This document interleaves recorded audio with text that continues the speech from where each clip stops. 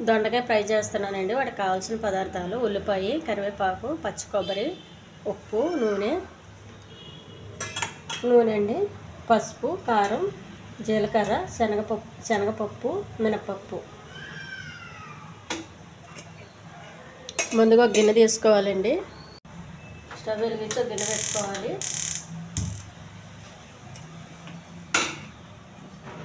కొద్దిగా వాటర్ అండి, ఒక వలస గిన్నె, దొండకాయలు వేసేయాలండి. మొత్తం కొంచెం ఆవిరిలో ఉడకనివ్వాలి.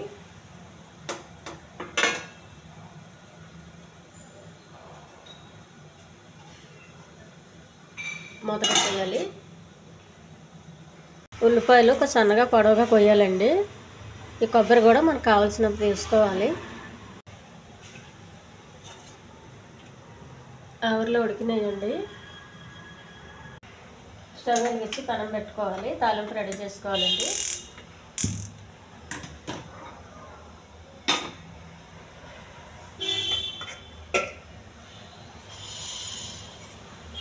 కొద్దిగా ఆయిల్, కొద్దిగా శనగపప్పు, కొద్దిగా మినపప్పు, కొంచెం జీలకర్ర, కొద్దిగా కరివేపాకు,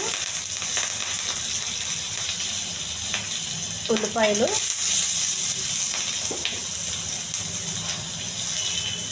కొద్దిగా ఉప్పు అండి. కొంచెం దోరగా వేయించాలి.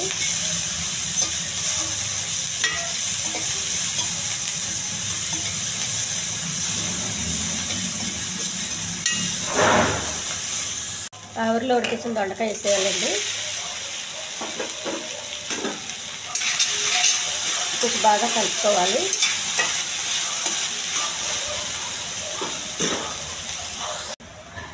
కొద్దిగా పసుపు అండి, కొంచెం కారం. దొండకాయ కొంచెం చప్పగా ఉంటుంది కాబట్టి ఇప్పుడు కారం ఎక్కువ వేసుకుంటే టేస్ట్గా ఉంటుంది. తినేవాళ్ళు వేసుకోండి. మరి కారం ఎక్కువ తినకూడదు అన్న వాళ్ళు వేసుకోవద్దు. కొంచెం బాగా కలుపుకోవాలండి. ఉప్పు, కారం వేసినాక, కారం, పసుపు వేసినాక పచ్చి కొబ్బరి తురుము. దొండకాయకి ఎప్పుడు పచ్చి కొబ్బరి తురుమే టేస్ట్గా ఉంటుందండి. ఎండు కొబ్బరి అయితే నూనె వాసన వస్తుంది. మనకు పెద్ద కొబ్బరి నూనె అంత ఇష్టం ఉండదు కాబట్టి పచ్చి కొబ్బరి టేస్ట్ ఉంటుందండి.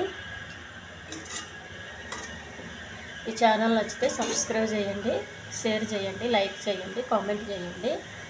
ఆవిరిలో కొద్దిగా ఎక్కువగా ఉడకదండి. మళ్ళీ ఒక సిమ్లో పెట్టి ఉడికించుకోవాలి. కూర పూర్తిగా